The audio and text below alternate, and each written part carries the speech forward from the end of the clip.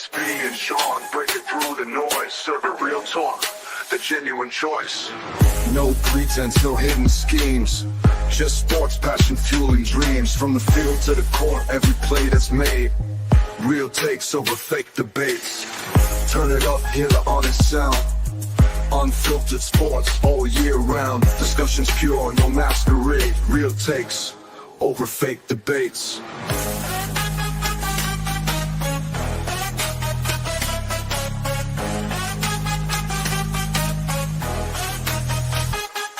Turn it up. Over fake debates. Real takes over fake debates.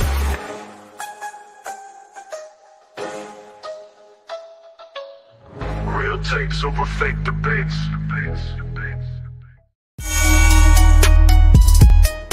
And we are live as we talk sports, Sean, where real takes over fake debates. It is Monday, Sean. What's going on, brother? How you feeling, man? Doing good, SB. Happy Monday to you. Happy Monday to everyone out there. Yes, happy Monday to everybody. Sean, we got a lot to impact on today's show. It's a lot of things going on. Michael Wilbon, I think, just literally took a shot at his own company and the head of the company, which is Stephen A. Smith. Kevin Durant is expected to miss a week, and we on the tail end of the NBA season, possibly looking like he might be done playing for the Phoenix Suns. We had a brawl with the Pistons and the Wolves. Giannis responded to LeBron. We got to talk about the tush push possibly being banned. Aaron Rodgers needs to stop playing and just sign the contract because he out here doing stuff with players on the Steelers. And we got to talk about the NFC East offseason predictions. And we got a couple of things we got to really talk about because a lot of fans are complaining, especially about our Yankees. But let's get into the first story of the day where Michael Wilbon, obviously a worker of ESPN, a writer during the point of time. I don't know if he's still right now. Is still a journalist at this point in time in his career. He had everybody really known him for Pardon the Interruption. But Michael Wilbon criticized ESPN and Stephen A. Smith obsession with Bronny James. It was quoted saying Michael Wilbon said all the Bronny talk on ESPN is just for clicks and refused to discuss him the way other shows do. The quote goes as exactly. I have a 17-year-old son, so this matters to me. I'm particularly sensitive to it. I do anything for my kid, and I will hug LeBron for what he did for his kid. There were shows that talked about Bronny every day. You know what shows I'm talking about. Clearly a shot at Stephen A. I don't care if my boss gets mad. They will try to get Tony and me to talk about it. No, we were not going to do that. They talked about him more than Shai Gilgeous-Alexander. That's pandering. It's all pandering. Let me be clear. Our business is a piece of bleep nowadays. Ooh. I mean, he said it out like he called ESPN out clearly, but when he said, you know what shirt shows I'm talking about, that was a clear shot at Stephen A. Now, first thing first, and I know people when they hear this, they're gonna be like, oh yeah, Stephen A just be getting hate because he signed a contract. Everybody just no, it's not. It's not the case. I have to he hit the point on the head because yes, First Take is a 2-hour show.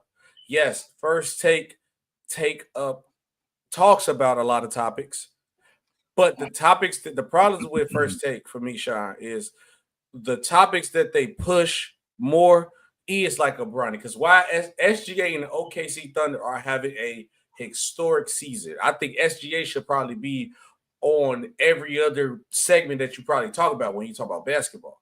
But they're not going to do that because they're chasing clicks. And Stephen A. Smith already came out his mouth and said, I work like, how can I make my boss money? And then when my boss get money, how can I get a part of that money? So Stephen A. Smith said he's not what his agenda is. So his bosses gonna say, hey, this gonna make us money, so go do this. And that I think that's really what the problem is. And Michael Wilbon was like, no, I'm not doing that. We already very good, we're a very successful show. And we can both agree that Stephen A. Smith has more power than Michael Wilbon probably at ESPN. Stephen A. Smith has the control, but he don't care to have the control because he'd rather talk about these type of topics anyway, because he's just chasing clicks. But Sean, I want to know what's your opinion on his statement? Was he right? Was he wrong? And was it a shot at Stephen A. and ESPN? Because I think it was. I think what it was more broadly was a shot at the industry right now. Michael Wilbon's a journalist. That's his background. He worked for many years for the Washington Post as a journalist and someone who covered sports, but also as a columnist, which is where I would say he probably got a great deal of his fame. And again, he and Tony Kornheiser both were at WAPO and became widely known for their columns and their because the columns are taking story but providing context through opinion. So obviously he's been doing PTI for 20 plus years now. PTI is one of the longest, if not the longest running show currently on ESPN outside of SportsCenter, of course.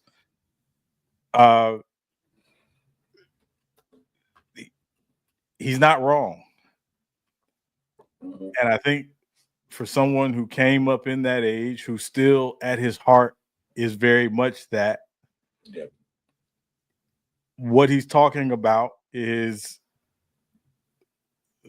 the age of manufacturing story and manufacturing content. From my perspective, I'm a big, my favorite all-time show is The Wire. Season 5 of The Wire actually focuses on the media in particular. Like, every year it would add an element of the city or of society, and that particular season added the media. Well, spoiler alert, one of the primary storylines is this particular journalist decides to manufacture a story. And what ultimately happens? Ultimately, they end up winning a Pulitzer Prize. But there's one person in particular at this newspaper who is fighting back and basically saying, this is not what we do. This is not the conscience of journalism. And this is, I think, what Michael Wilbon is talking about in the criticism of ESPN, Stephen A., but to a larger degree, the industry and where the industry has trended. What does the E for ESPN stand for, SB? Entertainment.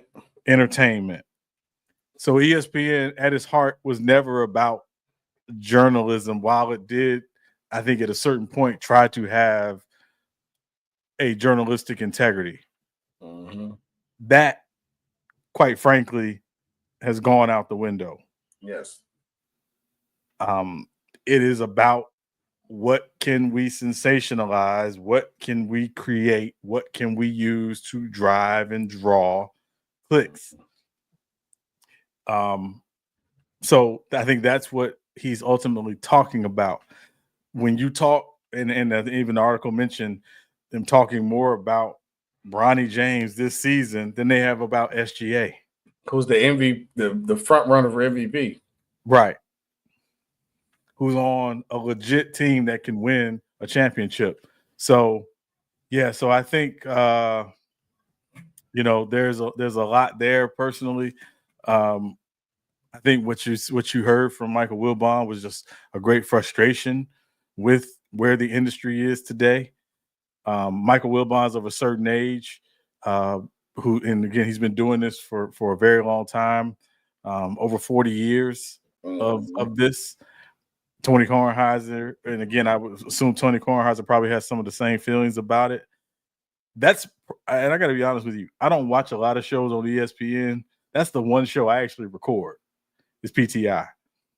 PTI is still a good show, and they keep the same. They do the same thing that they've been doing too. By the way, for the most part, yeah, they add little things here and there, but for the most part, it is pretty much the same format. They're going to talk about the stories of the day or the stories of the weekend or whatever, and that's what they do. They don't always agree. When they do disagree, it's obviously very respectful, but it's a staple.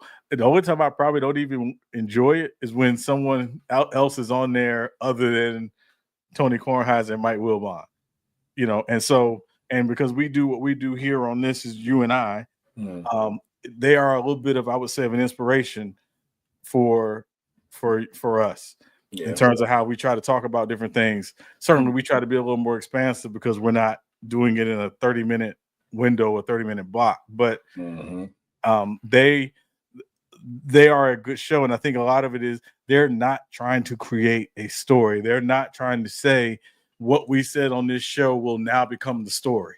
Yep. That's not what they're about. And that's not what makes them them. And that's not how they've gotten their respect. They've gotten their respect because I think they're very true to who they are and what they're about. Yep. And I think so. Michael Wilbon, when he's talking about it, I think he's talking about it from that perspective more than anything. Now, I read the entire article. One of the things he did say in the article that I didn't necessarily agree with, and the only reason why I didn't agree with because he used the term always. He said LeBron has always been covered fairly. I don't necessarily agree that LeBron has always been covered fairly. I think LeBron, for the most part, has been covered fairly in his career, for the most part. But obviously, when you have a guy like Skip Baseless, who has made a career off of just inane and asinine takes on LeBron in his career, and others who've tried to do the same thing, we're not going to say he's always been covered fairly. But I do think for the most part,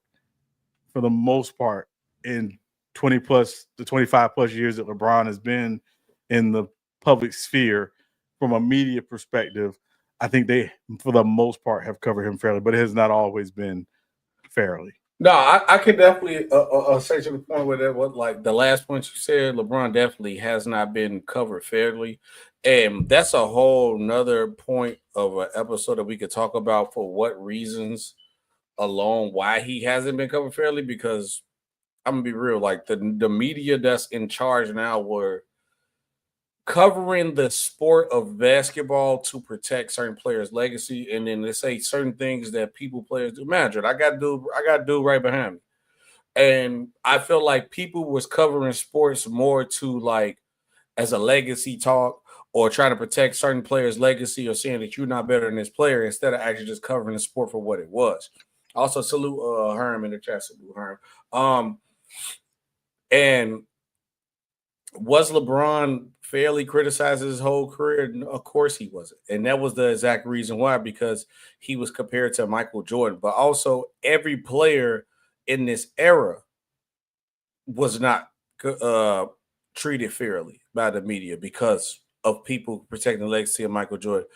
Kobe Bryant even dealt with stuff. Besides, obviously, I know he had whatever going on. We talk about God rest Kobe, so we ain't got to bring it to basketball only. He even went through stuff about him copying Jordan for a while. And then even after his career, like when Kobe ran like 2010-ish, when he made that second run, Kobe got all the love in the world. As soon as Kobe retired or went on the end of his career, it was the exact opposite. And you know why? Because people were protecting the legacy of another player instead of just covering the sport for what it was. And I believe that's the true problem when it comes to the era of today's media, which we dealing with now. Once the Jordan, because it's all part of history. Because once the Jordan era of people just trying to protect Jordan legacy phase out, what the next set of guys are going to be like? This is LeBron guys. Are you going to protect LeBron legacy and do what they did with Jordan, or are you going to actually cover the sport? And I think if people get back to just covering the sport for how it is, then we can get back to what the media should be when it comes to basketball. Because nobody talks about how Kareem Abdul-Jabbar is disrespected. Y'all told me when I asked and did my research for what y'all told me Jordan was the GOAT after the first one. So now you mad at people saying it's disrespectful to say LeBron is the GOAT after a certain point of time? No, everybody does that when they come to their point of era. But that's all y'all care about. And I feel like that's what is destroying basketball, because this is the only sport out of football, baseball, hockey. It can be lacrosse. It's the only sport that deal with this, because you rather put down players to big of a player that you love instead of just reporting what you're seeing, respect the greatness that you have seen, but also simultaneously respecting the era that was before you that helped you get to the point, because now we got players today who disrespecting the old era and destroying the bridges that the old era built because they felt like they're not respected, so they don't care. And it trickles down from the media, because the media is chasing the story whatever's going to be clicked. It's like WWE, Sean. They chasing whatever story going to be clicked. Look, SGA and the Thunder are having a historic season. Sean, they putting up numbers of some of the greatest championship teams. The Bulls, they playing defense. They playing great defense. They putting up great defensive numbers like the Pistons or the Rip Hamilton, Chauncey Billups. Pistons one of the best defense, but nobody talk about that. You know why? Because it's more drama to talk about Bronny, because he's LeBron's son. And it's easy to talk about that because then we both know, we both said this before, a lot of these guys in the media is not watching the games. And it's not saying that they don't have the love for basketball, because it's definitely not saying that. But it's like, bro, Stephen A., you get on air at First Take at like 7, 8 o'clock. You say you get that 7, 8 o'clock. Stephen A. be on TV until 10 o'clock at night. I have not seen you have no game and no TV on at all. They literally said Shaquille O'Neal, you know I got love for Shaq. Literally don't watch the game, be back there DJing. Chuck be back there asleep. These are people covering the game. And that's where the problem comes from. Like, I get it. Everybody wants a former NBA player or whoever get the most clicks or whoever get the most views. But we also got to have a balance. I'd rather look, Stephen A. is a guy who get tens of millions of views. Not even disrespect to say thousands.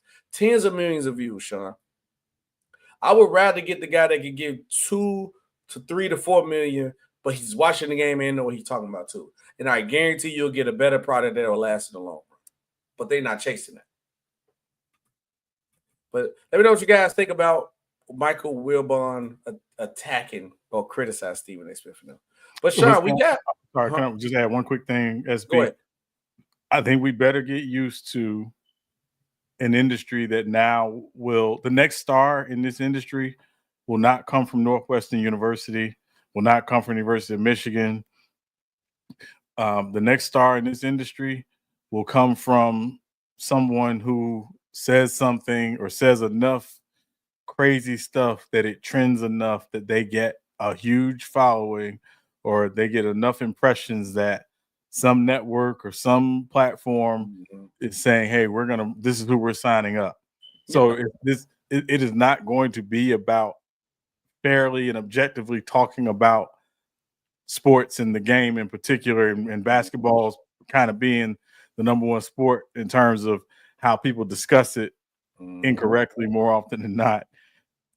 I think that's what we might as well get used to that, and it's not going to get any better. And again, I'm not blaming solely Stephen A. and Skip Bayless, but those two over the last 15 years are the pioneers of the shock jock era in terms of sports talk being what it is right now and today, right? You know, and that's the honest truth. But also, let's hold accountable the platforms that continue to put these people up who don't talk about the game objectively, who don't leave their bias at the door, because we all have bias, to be clear, but who don't leave their bias at the door when they come in to talk about what's going on with this team and what's going on, you know, with this particular player and this during this season, because that to me is how we should be talking about it. But we've gone far and away from that.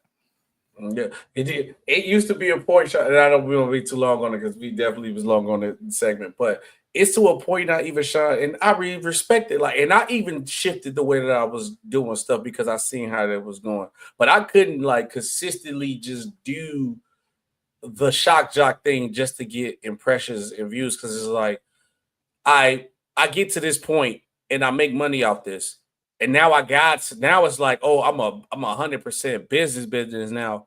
Now I gotta do it. I never really loved doing it, but when I went to media school. I went to media school, so the way I was learning, I was like, okay, I'm gonna have to probably like go through an extra process, go be a journalist somewhere, and then I could probably get to what I want to. Now it's like I done seen YouTubers. I didn't like respect to like a lot of people doing YouTube and doing their thing just and because they got a lot of views and doing a good job on YouTube. Now they on these platforms talking. Like I say, you just see Casanat, who's a streamer. A guy from here. Shout out King of the Fourth Quarter, Kenny Beecham. He got his own show like on TNT or whatever product it was. He was a 2K YouTuber first, but he's a basketball fan. No, and the crazy part about it is some of these people know what they talking about more than the people on TV, which is sad. And these are journalist people. But you got people like Kenny did this thing on YouTube. Now you know you got somebody like Lowe who did this thing on YouTube and built his way up. And the sad part about it is, Sean, that Kenny and a guy like Lowe, who's not media trained, not media school wise trained, learned on their own, not a journalist, is talking the game of basketball better than people who went through the true process to understand what's going on because they mindset is, hey, I'm just gonna shock jock and chase with views is because that's what's the popular thing to do. And that's the sad part about it. And that's so it's gonna get it's bad, but whatever. But Sean, we got breaking news that just dropped. I'm dropping the breaking news sound.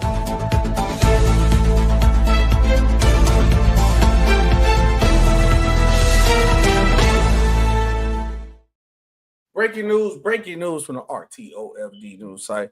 Pelicans are shutting down Zion Williamson and CJ McCollum for the rest of the season due to respective back and foot injuries.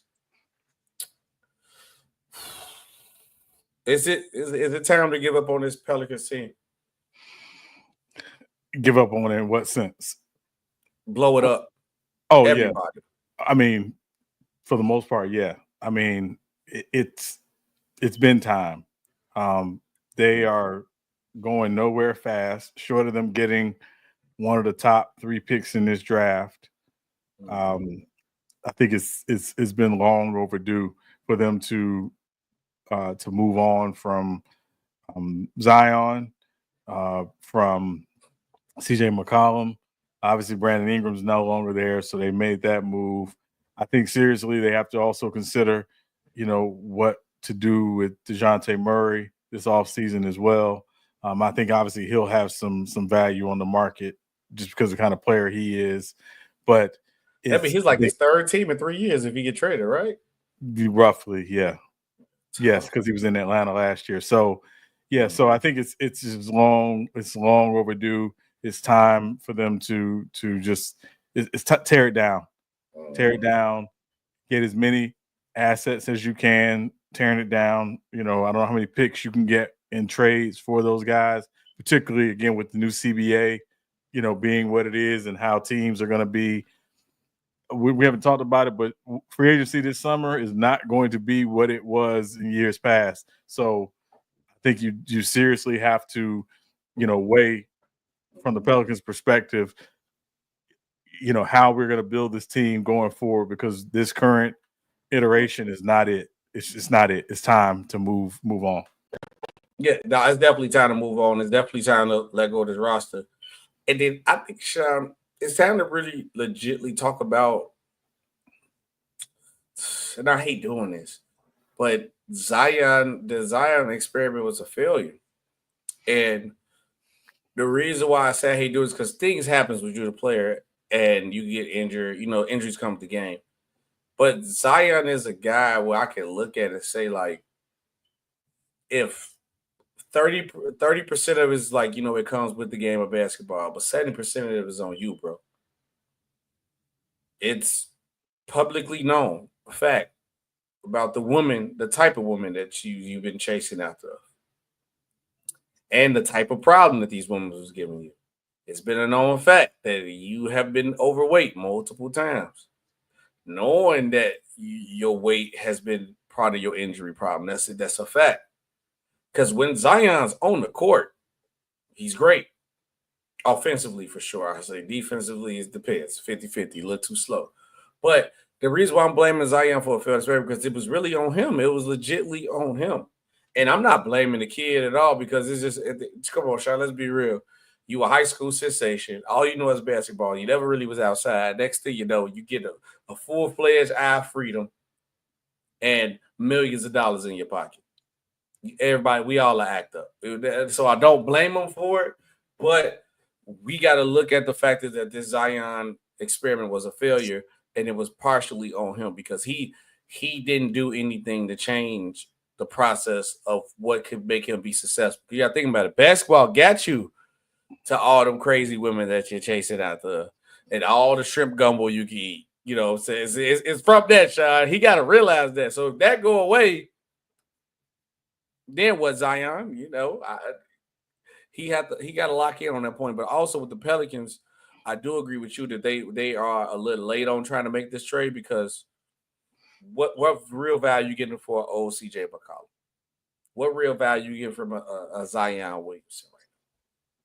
DeJounte Murray might be the most valuable player on this roster, which is sad to say, because I think it should be Zion by far, but it's not, because of those little problems that come with Zion.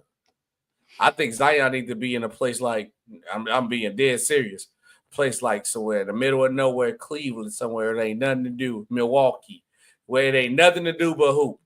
Nothing to do but hoop. The food ain't even that good. You can't even overeat. Zion got to be in a place like that. New Orleans, no, the food too good. That's to be a problem. Can't go to L.A. The women going to be a problem. I think you can go to any place when you have money, you can find those quote-unquote problems. I think Zion's big issue. He got to fly out to Milwaukee. He got to fly up to Milwaukee. Yeah, I mean, hey, you got the money to do it, you know. So the point is I think the big issue with Zion is whether or not there's the full-on commitment to being a professional basketball player at the level that we believe he could be 24/7. It's that you have to. I know people sound crazy. Oh, these guys should have lives. I'm not saying you shouldn't have lives. I'm saying that your number one is, what am I doing to make sure that I am the best version of myself on the basketball floor every time I step on the court?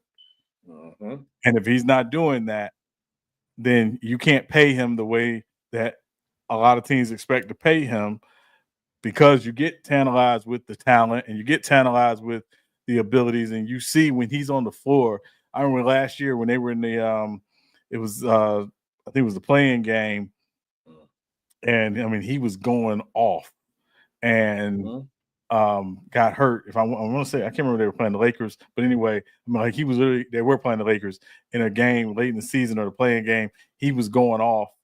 They were literally in the game, and then he gets hurt and he has to come out, and they basically lose the game.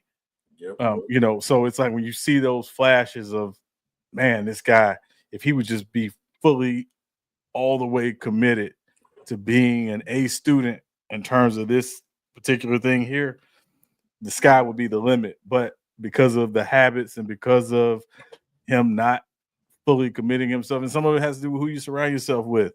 And somebody, you know, when people criticize Michael Finley for taking that beer out of Luka's hand, but there might have been a reason for that. I'm not saying he was right or wrong. I'm just saying there might have been a reason for it. You know, you have to have some people with you. You got to have some people around you that, if you can't do it for yourself, that say, no, get up, let's go. We're going to work out. No, get up, let's go. We're going to do this. We're not about this nonsense, because you got a finite time to do this thing. And when it's all said and done, it's all said and done. Mm-hmm. I agree with you on that. And I don't know. If you had, give me the I'm a quick question. Give me the opposite. I know we got to move on. If I'm I'm blank team. Blank team should trade for Zion. Who was Charlotte. that? Charlotte. Keep LaMelo too, right? Yes. Okay. So you give it what, like Miles Bridges, maybe? Yes. Okay. And then I'm blank team. I should trade for CJ McCollum. I don't even know. It's hard with him. He might be on the tail end. He might be done. I'm not gonna say he's done. You know what? I'll say Orlando. I can actually see him on Atlanta. That's the crazy part about it. I think they actually could use a CJ McCollum. Yeah. I like that one. Next up on the list, Sean. Phoenix Suns star Kevin Durant is expected to miss at least 1 week after he sprained his left ankle during Sunday's blowout loss to the Rockets. Shout out the Rockets. The Rockets are the real deal. Hey, I know how good OKC is, and he might get coach of the year, but I'm gonna be honest. Like, if you had to be a shocker that nobody thought it was gonna be this good, Udoka might deserve coach of the year because the Rockets are number 2 seed and they look outstandingly good. So I wouldn't mean. I'm just saying Udoka deserve or not. But real question is, Sean, did we see the last game of Kevin Durant in a Phoenix Suns jersey? Yes. Why? They're 11th in the West right now. Obviously, that's not a team that can win a championship. I think they're absolutely done. I think it's time for them to, again, get ready to try to. And they can't really blow it up, but obviously, Kevin Durant's the one piece that you look on their roster that they can trade, and you say, yeah, this summer they're going to have some conversations with some teams around Kevin Durant because where they are, they're stuck. They're a second apron team. They can't really do a lot. So Kevin Durant is the piece that they can move to try to get, some assets and get back on track and retool around Devin Booker. So, yeah, I think we've seen the last of Kevin Durant in the Suns uniform. Unfortunately, even if he come back, I think we've seen the last of Kevin Durant. The Phoenix Suns this season was an utter disappointment. No matter who you want to point the blame at, I blame the 2 best players of the team, the KD and Devin Booker. And I mainly blame them for signing off on all them trades to get rid of players that actually fit around them to make this trash roster that they made. KD is not the GM. Whoever signed KD, tell KD you ain't got no say-so and no moves. We going to put who we put around you. Oh, we need all these scores. Everybody should be bucket. Okay, who going to rebound, KD? Who going to pass the ball, KD? Who going to run the offense, KD? Oh, okay. All right. But, yeah, I think KD's done. It's over. His Phoenix Sun run was a failure. His Brooklyn Nets run is a failure. And I hate for this to happen with KD because I told you on multiple shows already, Sean, if they decide to keep KD and this coach get fired again, they're going to start labeling KD a coach killer. Bad enough, he's going to be labeled a team killer because he goes to a team and he can say he's not demanding certain stuff. But if I see the Phoenix Suns and the Brooklyn Nets both get built the same way that you tried before, come on, man, I know it's you. It's 100% you. But, yeah, and KD, if he was smart, hope OKC Thunder lose, and then you go to OKC. That's the best place for him to go, unless Seattle get another team again. Now, Sean, we got to talk about what happened yesterday. We had a Wolves and Detroit Pistons fight during the game. First things first, Isaiah Stewart is a crash out. He needs to calm down. He's going to the point start getting suspended for really going to get banned, bro. He has to chill. 2, it's always going to be, and people, Detroit got to understand this too. Piston players. You're always going to be under that light when it comes to things like this because of the malice in the palace. Man, this was years before any of these players were close to getting to the league. But anytime Detroit get into a fight, the 2 things they going to say, bad boy Pistons playing dirty and the malice in the palace. You got a bad reputation. During this fight, Sean, 5 players and 2 coaches got ejected. that's we gotta lock in. We gotta. I think the Detroit Pistons gotta lock in. This is a very dangerous team. They are built off toughness. They're built off the greediness of the Pistons way. But also, you got to do it clean. That's all I ask. But what was your reaction to the fight if you seen it? I did see it. I was actually watching that game. It was a very chippy game, really, from the beginning. These are two teams that pride themselves on the defensive end of the floor in particular. And I think a couple things to consider. Number one, when it starts to get a little heated, and I'm saying heated in terms of just the physicality of the play game and things like that, that this type of stuff tends to escalate. The foul on Naz Reid was not a dirty foul at all. No, it wasn't. It was a good, clean, tough foul, but it was not a dirty play. So that's the first thing. I think Naz Reid overreacted because, again, he was probably a little heated just because of some of the physicality and some of the things that had gone on earlier in the game. And, obviously I think it stinks that, there's going to be some suspensions from this fight, mostly because it spilled into the stands. And once it spills into the stands, that usually, obviously you mentioned the Malice and the Palace, that usually leads to something potentially escalating even more. The NBA does not want that at all from an optics perspective, but also just the risk to somebody getting hurt and danger and just a lot there. So NBA doesn't want that at all. But these Pistons, they do kind of embrace, the bad boy. They do.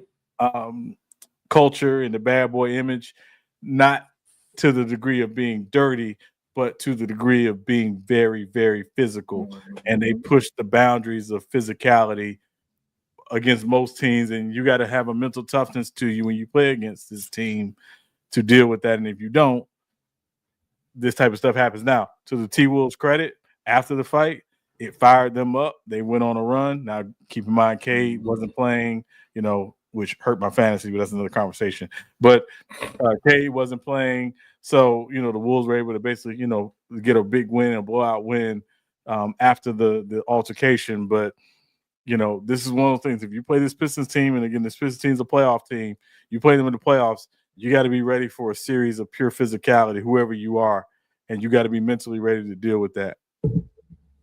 And a lot of people not really necessarily ready to deal with that with this Detroit Pistons team, Sean. Because besides, and I'm being honest when I say this, besides maybe the Cavs and the Celtics, I think Detroit got a chance to beat any other team in the East in the playoffs. I think they could beat the Pacers. I think they will. I'm gonna say run for their money, not beat. They get them run for their money. It's gonna take 6 or 7 to get Detroit out there. The New York Knicks for sure. And Detroit is one of those teams where I wouldn't want to play in the first round. That's it. And I'm gonna just say my Chicago Bulls because we hot right now. But besides like us being hot, I wouldn't say because we still trying to get it together. But now, Sean, we got to talk about Giannis Antetokounmpo real quick. Giannis. Well, first of all, let's get to the first part of the story where LeBron James on the Pat McAfee show, and he had the error conversation. He said, y'all wouldn't tell me Giannis would drop 250 points. He dropped in the 70s. So Giannis actually commented on it. And Giannis was saying, exactly the quote from the report,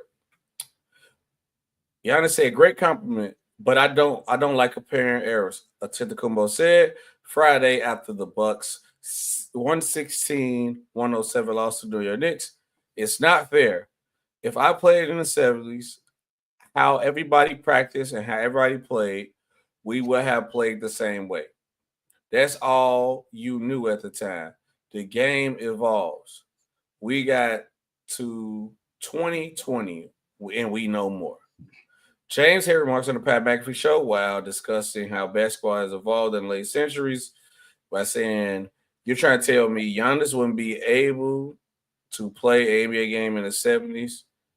Giannis will have scored 250 points in the 70 game. And then also Giannis joke, because this was the part I was looking for. He said it would probably be more like 275, not 250, if that was really the case. But for the main quote, I want to go back to the main quote because our show was looking. That's why I kept reading because I wanted that quote. When Giannis said, "It's not fair to compare eras. If I played in the 70s, how everybody practiced and how everybody played, we would have played the same way." And Sean, I tip my hat to Giannis because he's the first NBA player to acknowledge the obvious. You're going to play just like how Pistol Pete, Bob Cousy, Bill Russell them played. Because that's how the game was played during the time. That's all you know. You think Allen Iverson, you drop Allen Iverson in today's era, right? Let's go make it about 20 years ago. You think Allen Iverson going to play the same? No. You think Kobe Bryant going to play the same? No. Do you think Shaq going to play the same? No. It's evolution. That's it. And I tip my hat to Giannis because he's the first player who actually said this because that's the real answer to all this. But now, everybody else is going to take it like, hey, you know, I'm finna just drop Kyrie Irving in the 70s. Oh, he's a wizard. Like, no. He can't do all the stuff that he was doing. He can't Euro step. He can't do all that. Or he go dribble how they dribble. That's it. That's all it is. But, Sean, what was your reaction to Giannis? I think Giannis struck gold with this because he actually said the truth that nobody wants to say. So what you think? No, I agree. I mean, that's been the biggest problem with, again, a lot of the talking heads who, you know, call themselves wanting to say, oh, if you put this guy in this area, he's going to do this and he's going to do that. Giannis in the 70s would be a true power forward or a center at 6'11", because Giannis is 6'11". Giannis would play the power forward or the center position in the 70s. Yeah. Giannis would play mostly with his back to the basket in the 70s because that's the way the game was played. That's how he would have come up, more than likely learning how to play. You know, I don't want to make too many comparisons, but I think he would be maybe like Bob McAdoo, who was kind of your first stretch big from that era. You know, so I think that's probably the guy I think of when I think of that era mostly. But yeah, he's right. That's why when people make the era comparisons, it's wild. There's no way to definitively say this is how someone would be or this is what someone would do. We don't know. We don't know. You know, 20 years ago, there was no streaming. Well, now, you think, Sean, if I drop you 20 years ago in the past, you'd probably be richer than Elon Musk right now. Maybe. Why? Because evolution, you know what's going on. You'll be the first person doing live streams on YouTube and everything. Or you could be the first person invested without Dogecoin. Man, why am I going blank on the coin? Bitcoin. There you go. Be the first person to invest. Come on, man. So it's like anybody. You drop me 20 years in the past. Come on, man. And like, that's it. And that's the problem people don't understand. It's evolution. That's all it is. But people don't want to say that because my era got to be better than yours and I got to be better than you. And once again, this is what's going to destroy the NBA if they keep letting nostalgia, and we also not necessarily just nostalgia, the newer generation not actually respecting their old era, they will destroy it too. But yes, I agree it's unfair to compare eras. Let's go to the gridiron though, Sean. So Roger Goodell has been reportedly discussing the 18-game schedule. It's looking like this is going to become a thing, Sean. I mean, is this a good thing? Is more money for the players? But I don't know. 18 games might be stretching. Is we going to get 2 bye weeks? What's up? What is it with this 18-game schedule? So the league, and I'm saying the league, Roger Goodell and the league and the owners are going to push for 18 games. They're going to push for it. Now, what are they going to be willing to give up to get an 18-game schedule that would make the players and the Players Association, Players Union sign off on it. They're going to have to really concede some things. Number one, to your point, SB, I think if you do it, number one, we probably have to start the season a week. Either if you want to start on the same week, that's fine. Push the Super Bowl to President's Day weekend. The Super Bowl Sunday is always the Sunday before President's Day weekend. Mm-hmm. Add a second bye week, but the bye week is for all teams. Mm-hmm. So the only NFL game played during that week, or if you want to play something, is the Pro Bowl. Yeah. Which we know is just a flag football game right now. Yeah. So push the Pro Bowl, where again, basically all players are off, and then that following week, was basically a very limited schedule for the league. The players barely wanted a 17th game, right? But what did the league do? What did the owners do? Get some more money. Mm-hmm. So are we going to get to 18 games? That remains to be seen. But at the end of the day, this is a business, and the business is going to say, hey, we're going to get rid of the third preseason game, only have 2 preseason games, have an 18-game regular season. But I think, again, you got to put it in the second bye week. The bye week should be for all teams. Put the Pro Bowl on that bye week. And, again, push the Super Bowl out where it happens on President's Day weekend. The safety of the players are concerned. Me too, Tiff. That's why I'm sitting right here shaking my head, because the problem that I have is, okay, we do the second bye week, right? Is that going to just add another week, or but you still got to make sure the game's 18. But then also you're getting rid of another preseason game, and I feel bad for the players who are trying to make the roster, and then coaches are missing out on hidden gems. We done seen some hidden gems come from the preseason too. Yeah. So now it's I get it. You don't want your starters play because they get hurt, but no, them other players that matters. Now you got maybe a star wide receiver for the low, and he wouldn't expect to make the roster. So that's the only thing that's frustrating to me. But this one worked out so far. I will give it a chance, and then we can see how does the mid-season all-star game work. But let's know what you guys think about it too. Next one up, Sean. Oh man, the Eagles might be cooked. Luckily they won one already, Sean. The tush push ban has been supported in the competition community. Is the tush push gone? I don't think it'll have enough support to pass to ban it, because there's no data that shows there's been player injuries because of it. Now, I know that Sean McDermott, the head coach of the Buffalo Bills, came out and said, we need to get ahead of it before players start getting hurt. Well, y'all ran the second most push tushes in the NFL last season, too. Yeah, behind the Eagles. So cut that out. The reason why people want to ban it is because you can't stop it. Yep. You can't defend it. That's the issue. That's the issue. Please stop telling me this has anything to do with, we don't want players to get hurt. Because we just talked about the league talking about wanting to add an 18th game. You don't care. It's not about player safety, right? They got rid of the hip drop tackle because there was empirical evidence that showed that players were getting hurt from it. Mm-hmm. So my thing is until, if you're saying it's a player safety issue, that's nonsense. Now, no, it's nonsense. Now, let me try to put another layer on this cake. Don't you find it ironic that they want to ban something that Jalen Hurts and the Philadelphia Eagles have perfected? Mm-hmm. But yes, I'm gonna say yes. The answer is yes. I found it funny.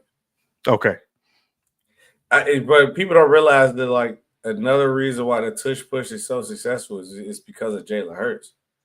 Jalen Hurts is you know how strong Jalen Hurts is? Bro, Jalen Hurts is strong. They were like, oh man, we could just go try this with Jordan Love. Why it's not working for us? No, because your quarterback ain't benching what my quarterback benching. Jalen Hurts built like a tank, bro.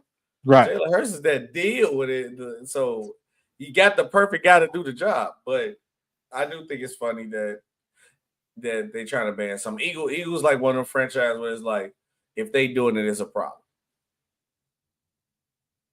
And Yeah, then, you know, and again, you know, Nick Sirianni said something very interesting. He said kind of tongue in cheek that Shane Steichen and Jonathan Gannon, I remember who the third person was. He said, but I know it was those two said they better not support this because they got head coaching jobs because of it. He's starting a war. Oh, I think it was Kellen Moore. I think he said Kellen Moore. So, you know, let's not act like there's some undercurrents here why they want to get rid of it. Tiffany said, "Man, I'm tired of Josh Allen getting fake touchdowns counted for his MVP." Look, that's another big dude. You got to have a big body quarterback to get it done, Tiff. You know, your boy Lamar. I love Lamar, but he ain't doing that. But they run it. They use Mark Andrews, Mm-hmm. under center. So that's what I'm saying. So yeah, come on, man. Yeah, it's a good dude. But next up on the list, Sean, we got a new NFL uniform. But also let us know. Comment down below under the video. Should the tush push be banned? Yes or no? We got a new NFL uniform update rule. And the rule pretty much goes as follows: that teams can wear throwbacks or alternate uniform up to 4 times per season. You like this or not? I like it depending on the team and the uniform. Which team you don't? Which team you ain't liking? So Seattle, love their throwbacks. I think they have the best throwbacks in the league. They nice. But those lime green, all lime green color rush, no. So I like it depending on the uniform. That's all I would say. I like it depending on the uniform. I think Seattle, if you're wearing your throwbacks 4 times a year, their throwbacks are. I think I think they're the best throwback uniform in the league. Yeah. But those alternates, the all green, no, not at all. I'm liking this rule, but only thing I ask is that you can wear any throwback and you want to, because I would just me being a fan of both these teams.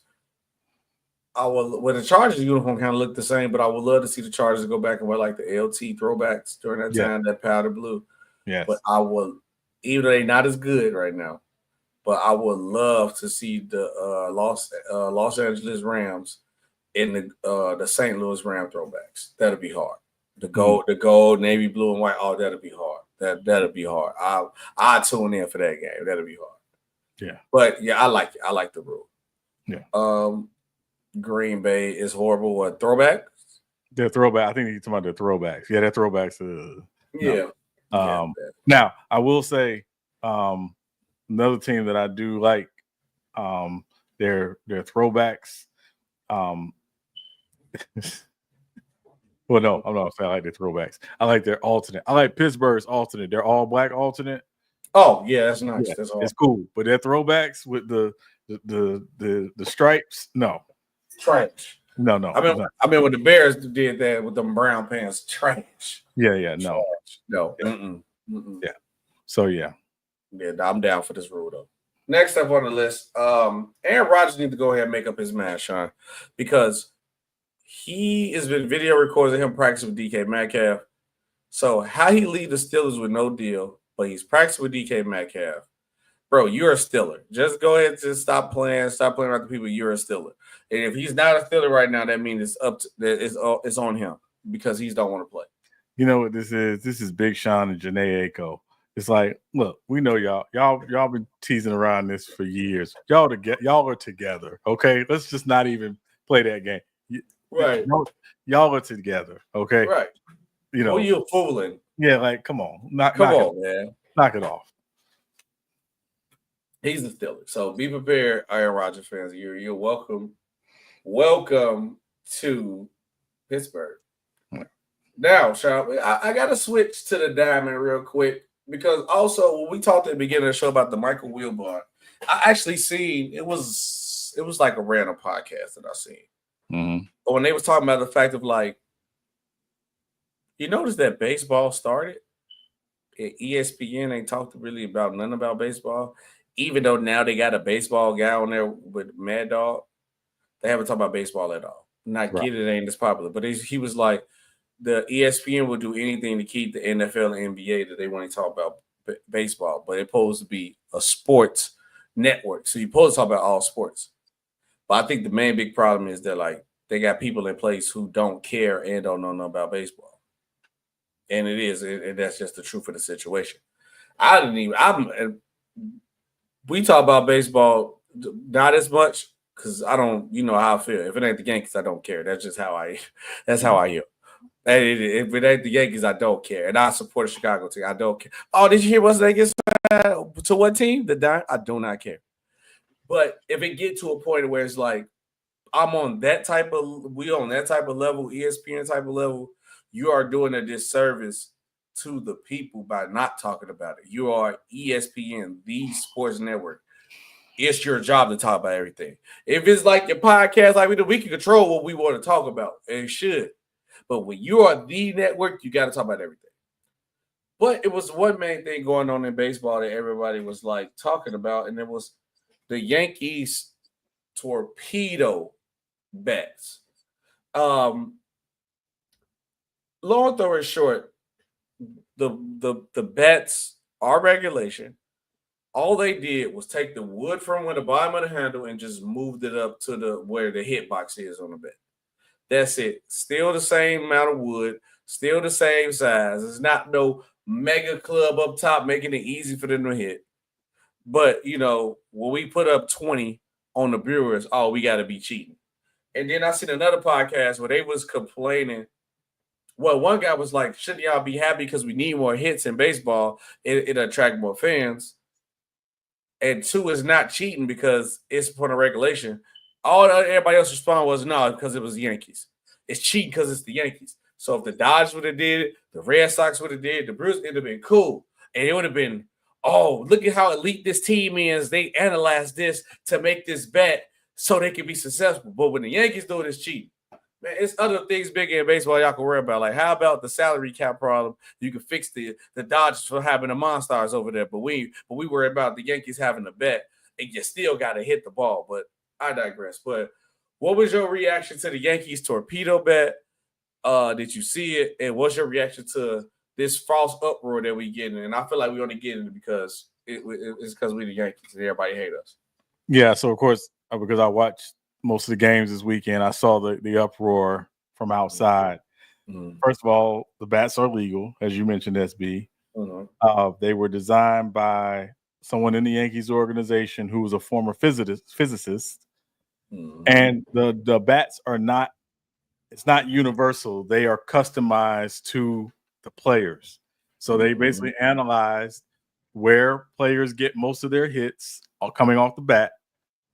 And they shape the bat in such a way that the wood does have, and again, it's generally all in the same area in the bat, but that's all they did. And that's why you're seeing what they did. Now, again, Jazz Chisholm, he has his own customized bat line. I don't know if Volpe does and other guys do as well, but you know who's not using the torpedo bats? Aaron Judge. Oh no! You know we hit 3 homers in a row, and Aaron Judge hit the other one. So he got to be using it. Right? Yeah. No. And again, Aaron Judge basically said, "Hey, look at what I've done the last few years. It wasn't something I necessarily needed to do."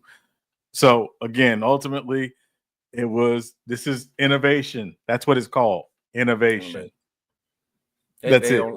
They just hate it because and people don't like it. And the Yankees, who are nicknamed the Bronx Bombers, were bombing away this weekend. So not overly surprising. And I'm not saying this as a Yankee fan. I'm just saying this generally as a baseball fan. When they changed the balls a few years ago, it was because they wanted more balls to leave the yard. They wanted more hits. They wanted more home runs. So why are we acting surprised that this level of innovation has happened? So ultimately, this is part of baseball, part of sports. Innovation happens when a team figures out something or they look at something, and take it back to Mike D'Antoni, who really got it from Doug Moe, but 7 seconds or less. It was, hey, we're trying to take this many number of shots and under this time on the shot clock, and we're going to beat you with spacing. We're going to beat you. That is the nature of that's sports. It's innovation. So the tush push, innovation. So stop getting mad because teams are figuring out innovative ways to be more successful at what they do. It's not that serious. I agree with you on that, Sean. And also, why y'all complaining? We get more scores. Like, I think it for baseball get popular or get that casual fan base that they want. I think you at least need 4 to 5. I'm talking about both teams, 4 or 5 homers a game, maybe out of 9 innings, and at least like 5 to 6 runs a piece. From a team. That's how because people don't want to go to no baseball game and be 1-0 all the time. No, anyway, no, I ain't gonna do that. This generation now got a short attention span. You see the Yankees put up them numbers, the popularity went up. But Sean, before we end the show, we got our off-season wish list and predictions. The last division that we got, NFC least. First up on the list is the Dallas Cowboys. What you got for Dallas? First of all, it's funny you called them NFC least when the Super Bowl champ is literally in this division, and the other team that was in the NFC Championship game is in this division. But the NFC least and the Eagles. Okay, all right. Commanders. That's 1 year. We're not doing it. The Commanders had 1 year. That 1 year. Do it twice. Yeah. You got no disagreement there. But yes. What you doing with the Dallas Cowboys? So obviously, Dallas Cowboys had to do some restructuring around Dak and CeeDee Lamb's contract. They were able to free up quite a bit of cap space. So they have roughly $35.8 million in cap space. Their team needs are offensive guard, running back, cornerback, edge, and wide receiver. So the first thing I have for the Cowboys, and this should be high on their list, is you got to get the Micah Parsons extension done. He's going into his 5th year. It's time to get it done. You got to get this done. Yesterday's price will not be today's price, and tomorrow's price will not be today's price. So the longer you wait, the worse it is. So we talked about this briefly on our last podcast, SB. It's probably got to be in that 5-year, $210 million range, roughly $125 million guaranteed. That's probably the baseline. So when you look at the extensions that Myles Garrett signed and that Max Crosby signed, and the Jamar Chase extension, because again, the idea is if you're Micah Parsons people, you want him to be the highest non-paid quarterback in the NFL. To 5 years, $210 million, that puts it at about $42 million a season, roughly. And again, the longer you wait, it's going to go up even more. So, get that Micah Parsons extension done as soon as possible. Second thing is add a third Tyler to the offensive line. So they have Tyler Smith, Tyler Guyton. The Tyler I'm talking about is Tyler Booker, the guard from University of Alabama. Zach Martin is retired. Go back to 12 years ago when they were picking in the middle of the first round. They were ready to draft Johnny Manziel, and Stephen Jones overruled it and said, no, we got to take Zach Martin. And Zach Martin, all-pro guard, headed to the Hall of Fame, more than likely. You know, Tyler Booker, best guard in this draft, plug and play. I think Tyler Booker is going to be an all-pro in 2 years. I think he's that good. Yes. And if you're the Cowboys, you know, when you're at your best, it's because your offensive line is one of the best in the NFL. Plug Tyler Booker in that spot, that right guard spot.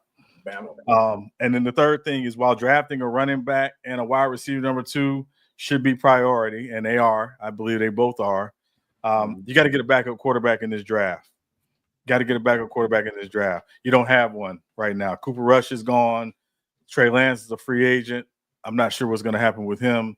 But take Quinn Ewers, quarterback from Texas, in this draft. He's probably going to be there in that 4th round range, more than likely, depending on where teams have him on the board.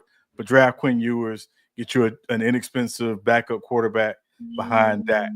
So take Quinn Ewers. Okay. For me, our first thing we gotta get Michael Parsons done. That's the first things first. Actually, that was my first thing. I was trying to be funny, but I want to be funny. Number one thing: fire or make Jerry Jones retire. That should be the first thing that we get that off the list. I was trying. I couldn't help myself from laughing. But yes, I really put that on my list. Fire and retire Jerry Jones. We got to get Jerry Jones about it. But then the number two thing I'm doing after I make Jerry Jones retire, I'm getting Michael Parsons deal done. I have to agree with you too that if the longer you wait, the most it's going to cost some more money. It's always every year somebody's going to be the highest paid player in the NFL. You make them the highest paid NFL player today, it won't be 2 times the cost that you go pay tomorrow. Then next, it's a lot of things that we do have to build up on in the draft. I would definitely say trenches is one. And if you can't get the guy he's talking about with Tyler Booker, because they got the 12th pick, because I definitely see some teams that might take him. That boy's a beast from Bama, by the way.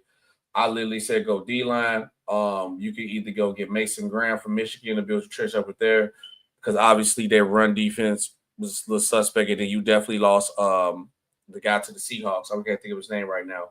But I say best defensive player available if Booker is not there. Mason Graham from Michigan. You got Walter Knowles from Ole Miss. And you also got my favorite guy, Will Johnson from Michigan.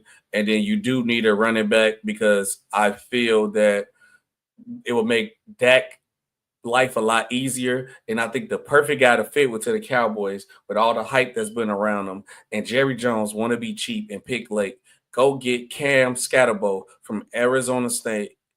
And you could probably get him within the 4th, maybe 5th round. Won't cost you nothing. And I think he'd do a good job, because his running back class is deep.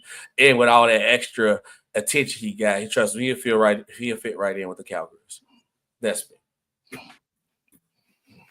Next up on the list, Sean, Jesus Christ, the New York Giants. Go ahead.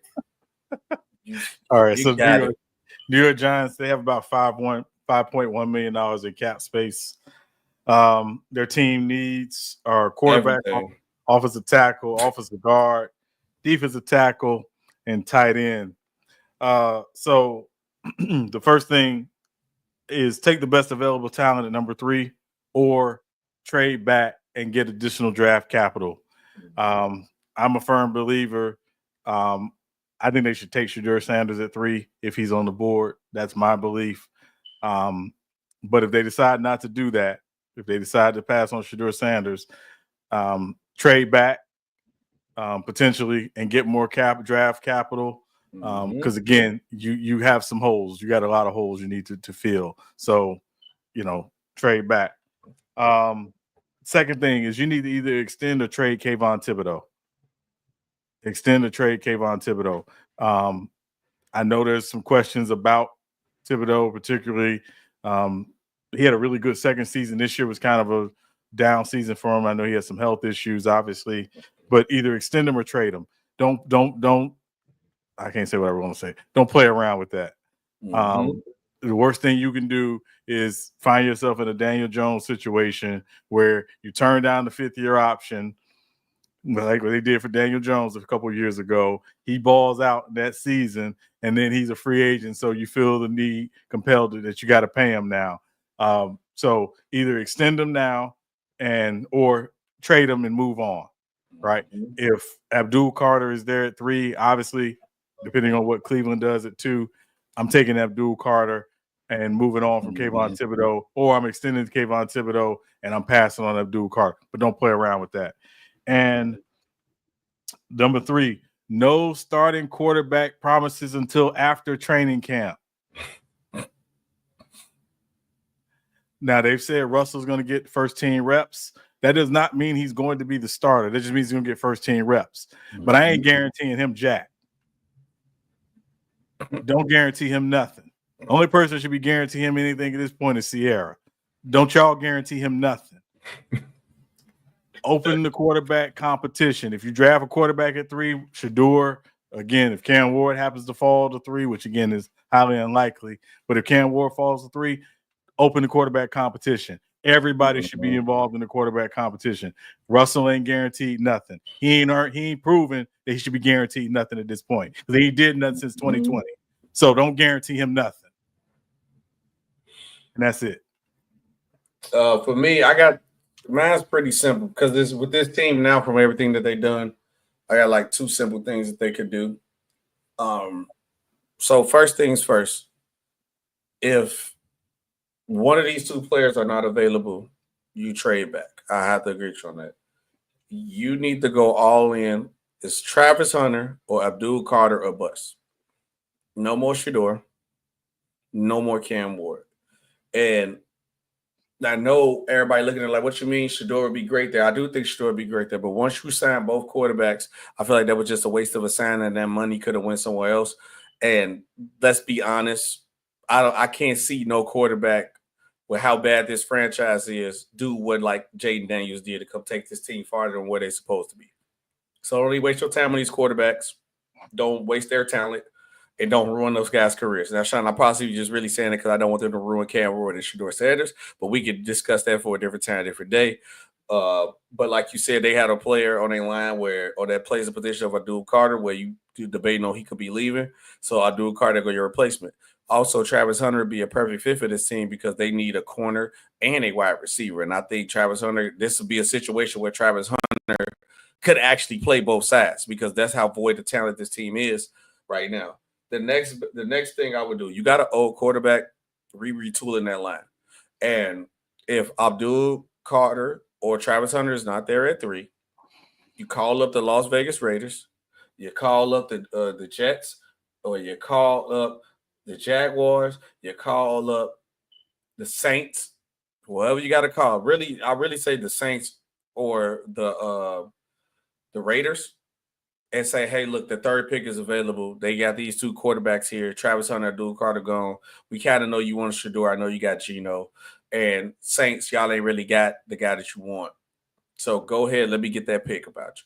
And then once they accept that trade and move up, whatever which one it is, I'm either taking the Tyler Brooks from Georgia, like you said, or I'm taking what's his name right here, Calvin Banks.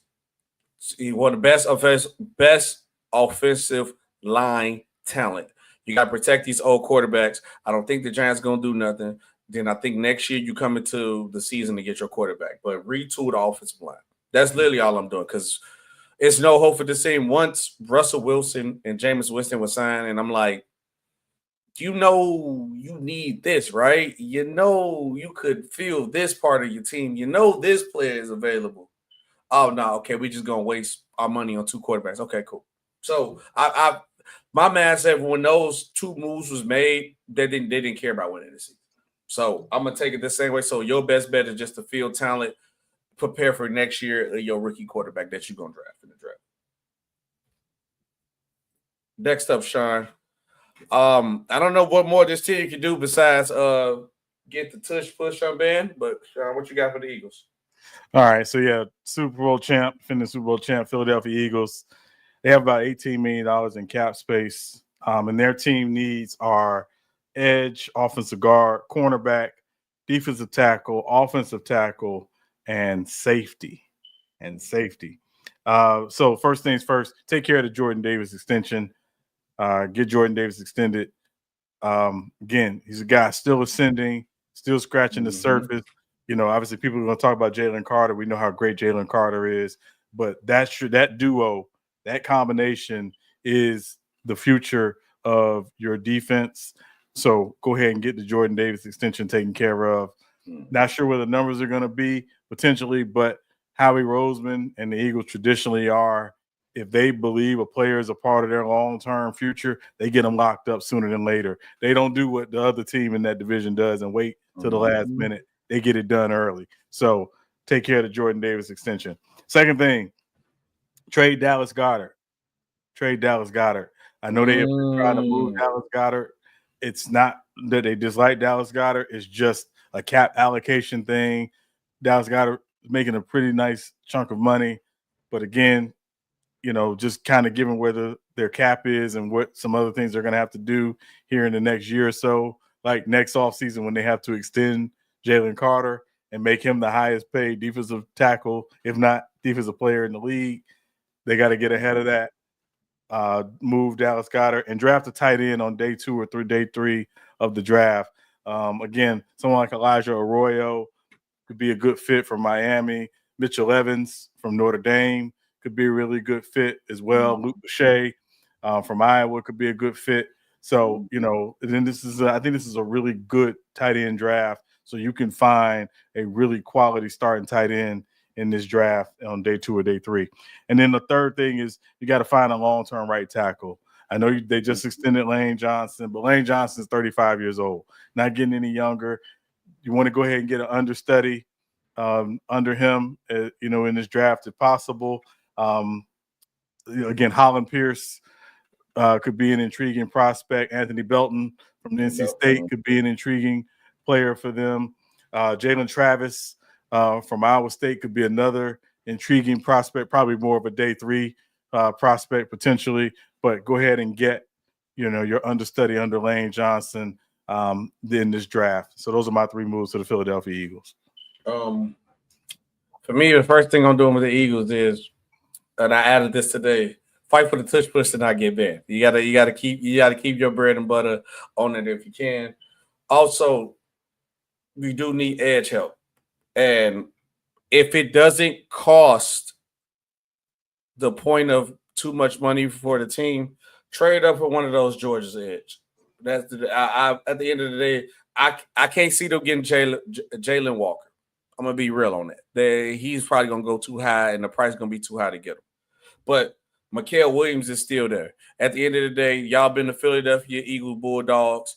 If you go add somebody else to that edge, add that guy to that edge. But if all else fails from the bread and butter, then I say you either go late, draft a guy like Jack Sawyer or James Pierce Jr., who probably will still be around there during that time for the 31st pick. Also, I do have to agree with you. 30-second pick. I'm sorry, 30-second pick. I do have to agree with you from the tackle, but I would not waste an early pick for a tackle. I'll definitely go day 3, day 4 for offensive tackle or anybody on the offensive line. I do like that guy that you talk about, Jalen Travis from Iowa, but because I wrote literally here in big letters, he's 6'8". You want a big body, you want to run the ball, you want to do the tush push. I definitely would go get a guy like Jalen Travis because he's 6'8", and I wrote down the other 6'8" guy from UConn, Chase Lutt, and I literally only picked them because how the Eagles play. Get a big body guy. You will teach them how to play.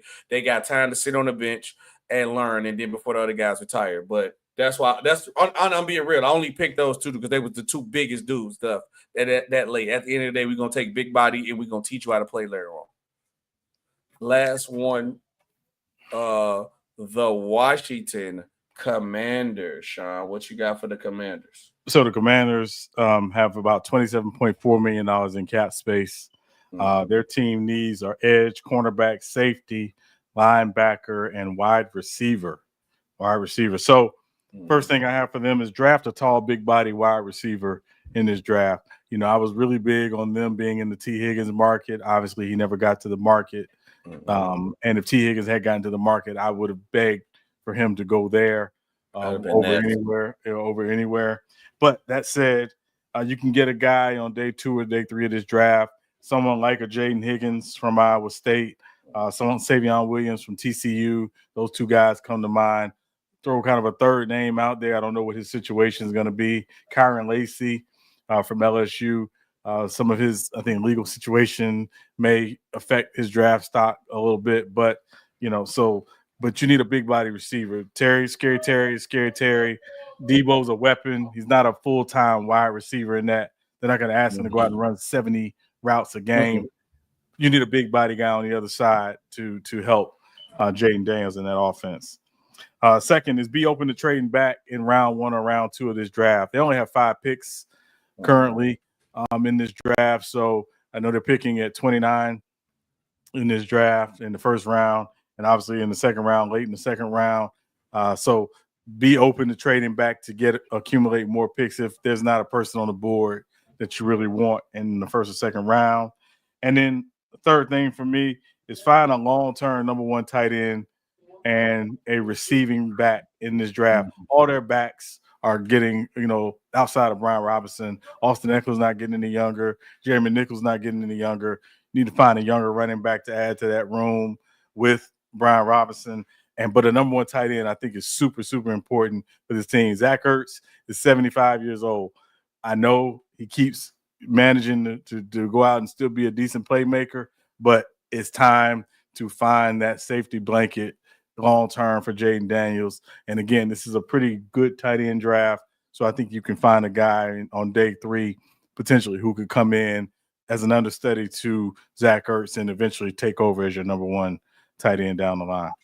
I like it. One thing I wrote in big letters here, you just made a push. Go all in for Jaden Daniels. He's on his rookie contract. Do whatever you got to do. I went the opposite way for a receiver. I didn't want to go young. I didn't want to go young at all. I literally said, go get Amari Cooper for the low and add him to that receiver core and have your vet receiver core ready to go. I do agree with you that Debo saying is a utility guy, so you're going to put him in different situations. But now we got a Scary Terry who is a little older, but he still was like that speedster playmaker. But then you also got that big body guy in Amari Cooper who could catch and make plays and make it happen. The next thing, the offensive line was trash last year. Boost the offensive line. And if you got to trade up to do it, trade up to do it. If you got to trade back, best O-lineman available, get them. I honestly, I will use probably my first 2 picks on it if I really need to, because we have to improve the line.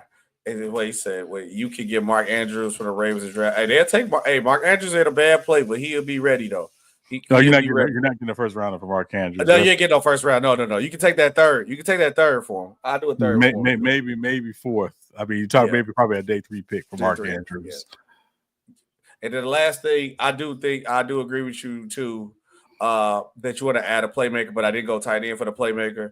I went back. I will try to get either a Quishon Jenkins from Ohio State, or you could definitely go Ollie Gordon from Oklahoma. And I'm sorry, I've been howling them for a while. I always and I think in that system with the play action, the QB, the option that they run, those big body guys who can make plays and make it happen for that team for the Washington Commanders. So now you got your vet wide receiving core. You add young bodies on that line. I think you need fresh faces, and then you add young, fresh legs, because the best thing for running backs to be young, added to that team, and they're going to push the dynamic, and I think this team will go over to the next level. That's what I got. All right, Sean, episode 5-4, I believe. 5-4, who you got? Kwame Brown for sure, right? That's 50. He was 54? He did wear 54. Oh, that's crazy. Shout out Kwame. 54. I'm gonna go a couple places. I'm gonna go Aroldis Chapman. Mm-hmm. Aroldis Chapman. Miss you. No, not really. Not no more, because we got Devin Williams now. But Aroldis Chapman. And I'm gonna go Zach Thomas. Okay, Zach Thomas.